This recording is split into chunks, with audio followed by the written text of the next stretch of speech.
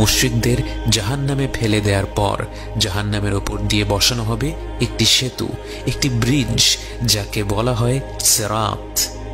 এই সেই পুল সিরাত যা পাড়ি দিতে হবে অবশিষ্ট প্রতিটি বান্দাকে। সিরাত হবে অত্যন্ত পিচ্ছিল, তলোয়ারের চেয়েও ধারালো এবং চুলের চেয়েও চিকন। এর চারিপাশে থাকবে অগণিত আঁকড়া যা নির্দিষ্ট মানুষকে আঁকড়ে ধরবে। এই আঁকড়াগুলো হবে মানুষের বিভিন্ন পাপের সাথে সম্পৃক্ত। যার যে পাপ তখনও ক্ষমা করা হয়নি, সেই পাপ এসে তাকে আঁকড়ে ধরে জাহান্নামের দিকে টেনে নিয়ে যাবে। পৃথিবীতে যেমন দিনের পর রাত্রি আসে, কিয়ামতের দিবসেও ধীরে ধীরে অন্ধকার নেমে আসবে। সিরাতের দিকে যেতে যেতে চারিদিক ঘুটঘুটে অন্ধকার হয়ে যাবে। তখন বিশ্বাসীরা তাদের ভালো কাজ অনুযায়ী নিজেদের ভেতর আলো খুঁজে পাবে। কারো কারো আলো হবে পাহাড়ের সমান, কারো কারো আলো ছড়াবে একটি তাল গাছের দূরত্ব পর্যন্ত। এভাবে করে একদল লোক থাকবে যাদের শুধু পায়ের আঙ্গুলে একটুখানি আলো থাকবে, যা একবার জ্বলে আবার নিভে যায়। যে যার আলো অনুযায়ী সিরাত পর্যন্ত পৌঁছবে এবং সেই আলোর সাহায্যে সিরাত পার হবে। এখানে একটি বিষয় লক্ষ্য করা ভালো, যে ব্যক্তি পাহাড় সমান আলো ছড়াবে তার আলো কি তার সঙ্গীদের পথ দেখিয়ে দেওয়ার জন্য যথেষ্ট নয়? যে ব্যক্তি সেদিন একেবারে অল্প আলো পাবে এবং অত্যন্ত কষ্ট করে সিরাত পর্যন্ত পৌঁছবে, সে দুনিয়াতে এমন কারো সঙ্গী হয়নি, এমন কারো সাথে বন্ধুত্ব করেনি যে কঠিন সেই দিনে চারপাশে আলো ছড়িয়ে দেবে। তাই আমাদের দিনে ভালো মানুষের সাথে বন্ধুত্ব স্থাপন করার ব্যাপারে বিশেষ জোর দেওয়া হয়েছে।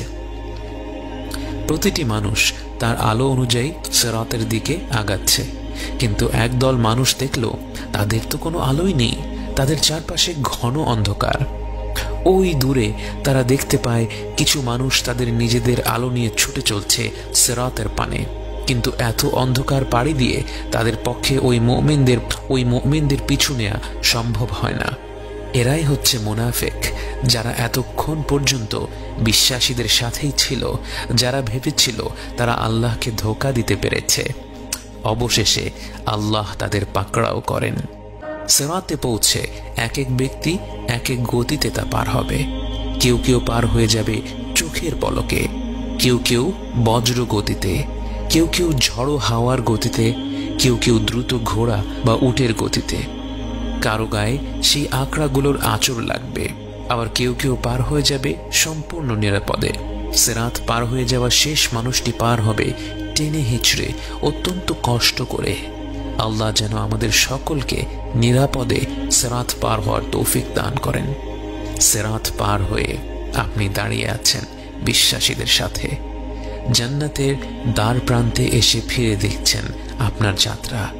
যেই মৃত্যুকে একসময় মনে হতো জীবনের শেষ, সেই মৃত্যুই এখন মনে হচ্ছে এক দীর্ঘ যাত্রার প্রথম অধ্যায় মাত্র।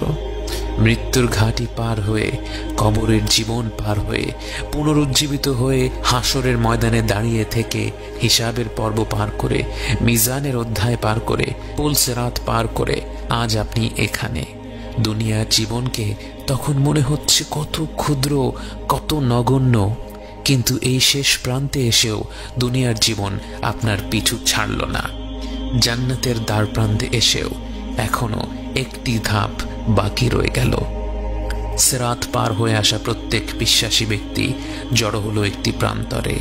এখানে একজন মানুষ আরেকজন মানুষের উপর কোনো জুলুম করে থাকলে বা তার কোনো হক নষ্ট করে থাকলে এখানে এসে সেটার হিসাব চুকিয়ে দেয়া হবে। যে ব্যক্তি আরেকজন বান্দার হক নষ্ট করেছে তার আমলনামা থেকে ভালো কাজ নিয়ে অপর ব্যক্তির আমলনামায় দিয়ে দেয়া হবে। হয়তো এ কারণেই গীবত আমাদের দিনে এত ভয়ঙ্কর একটি পাপ। ভেবে দেখুন, পরকালের যাত্রার এত দূর পথ পাড়ি দিয়ে জান্নাতের দ্বার প্রান্তে এসে আপনি আপনার নেক আমলগুলো দিয়ে দিচ্ছেন কারণ আপনি কারো ব্যাপারে গীবত করেছিলেন, কারো ব্যাপারে মিথ্যা খবর ছড়িয়েছিলেন।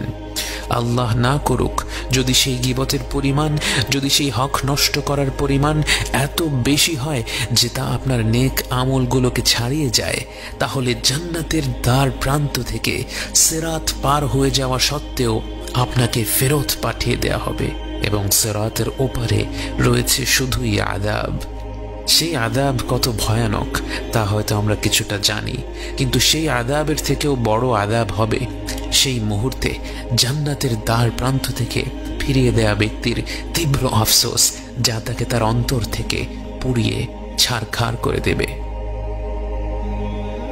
একে অপরের হক মেটানোর পর প্রতিটি বান্দা এগিয়ে যাবে তার অন্তিম গন্তব্যের দিকে।